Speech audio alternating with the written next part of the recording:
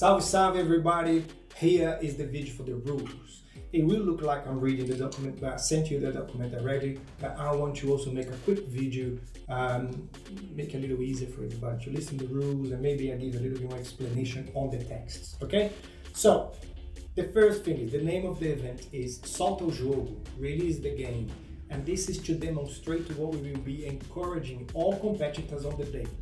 It's a competition that we will not allow excessive use of force, violence, or any attitude or behavior that can jeopardize the joy of the day and the safety of the competitors. We are opening the competition to students in the levels of beginners and intermediate.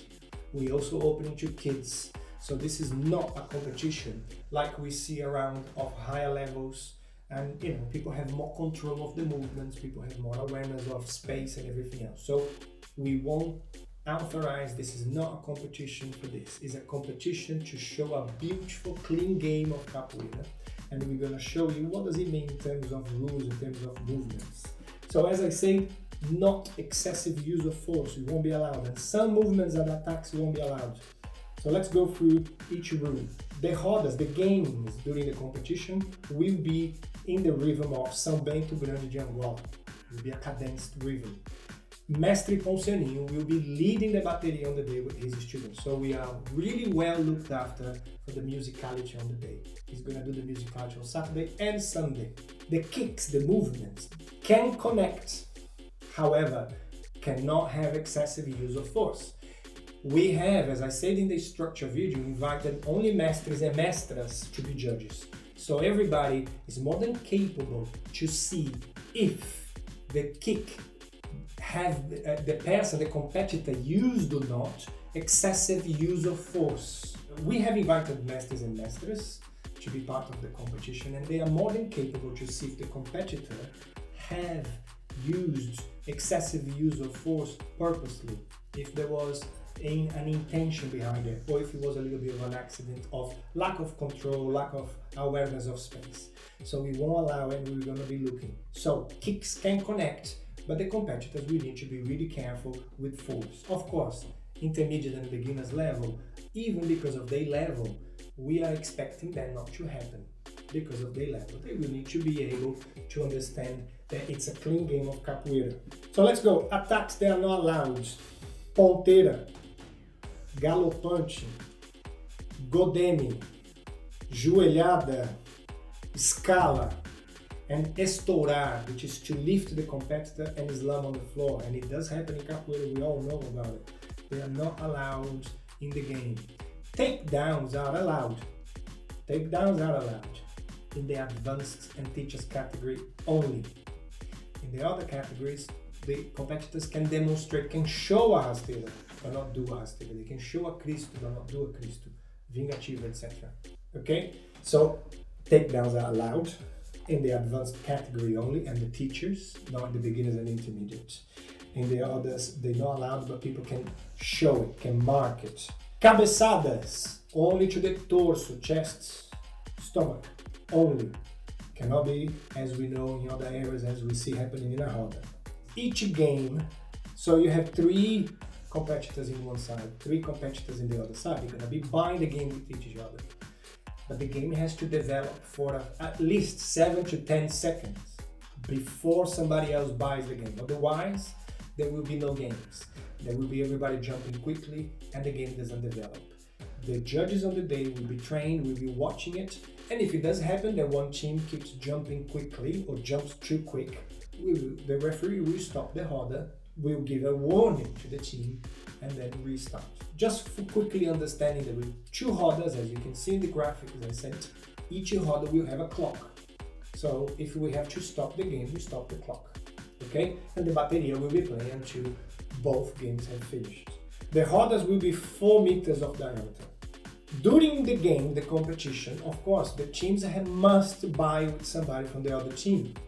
Even if it sounds a little bit silly, that can happen. So, and if it does happen, you will get a warning. So the teams must buy the game with somebody else from the other team. You can't buy with somebody from your own team as a strategy. Chamadas de Angola are not allowed in any category. We have a time limit. and chamadas de Angola can become a strategy for people to basically eat time unless people compete.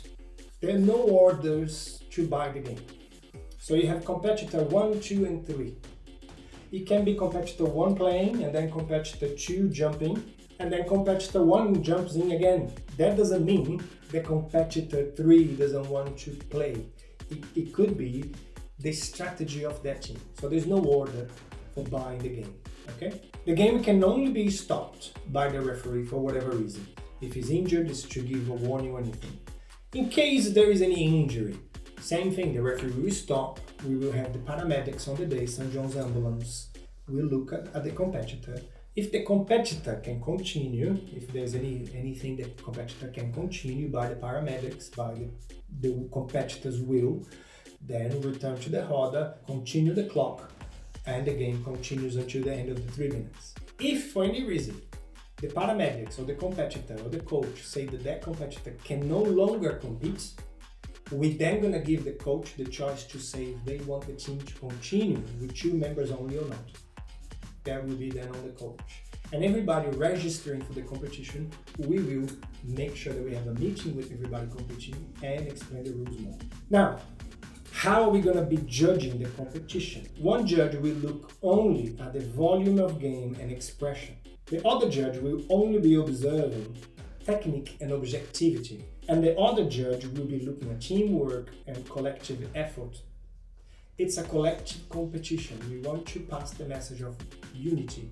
So teamwork, collective effort will be really, really praised and really valued in that competition. If any judge on the day has a conflict of interest, for example, I'm going to put me as a judge, but I am not going to be on the day. If I am one of the judges and one of my teams come to compete, I cannot be sitting in the roda. I will need to get out and somebody else will need to judge their game. If any rule is broken, the referee will stop the game, warn the competitor, warn the team, warn the coach, the game restarts. If the same or any other mistake happens, stop the game, take 5 points out of the team, restart the game. If a third time a rule is broken, then the team is disqualified. Okay? The only instance that we will take 5 points straight away without a warning is if there is any excessive use of force, violence, or intention, when we see bad intention on the force used on the kick. In that instance, the referee will stop the game, will take 5 points out of that team straight away, and then restart the game. If that happens again, they immediately disqualified. And we have now created a way for the scoring to become kind of a feedback for everybody competing, because every single team will compete in round 1 and round 2. After round 1, with the scoring hands, the team can see what they need to improve. For example, in volume of game and expression, if a referee gives 0 to 2, 0 or 1 or 2 as marked, it means needs improvement. If the referee or the judges give from 3 to 5, then is a standard quality or development of the aspect. If it's 6 to 8, is good. And if it's 9 or 10, is excellent. So by receiving the mark from the judge, you will understand which aspect your team needs to improve a little bit more for round 2. That gives everybody a fair chance to do well in the second round, even if they didn't do well in the first. First round, I might have explained the structure before. We will do a draw just before the start of the competition to see which teams will compete with teams. However, round 2, it will be whoever scored more points on round 1 versus whoever scored less points on round 1. That gives the people who didn't do so well on round 1 to try and do a little bit better on round 2. And in case there is a draw between 2 teams in points, in the way the points are scored, those 2 teams will play a further 3 minutes to try and see who will then be going forward. So this is a little bit about the rules. I have another video about structures I shared with you. I will be talking to you guys more as I have been, and if you have any questions, please just send them my way. Yeah? Thank you very much. I'm looking forward to talk to you again. Thank you.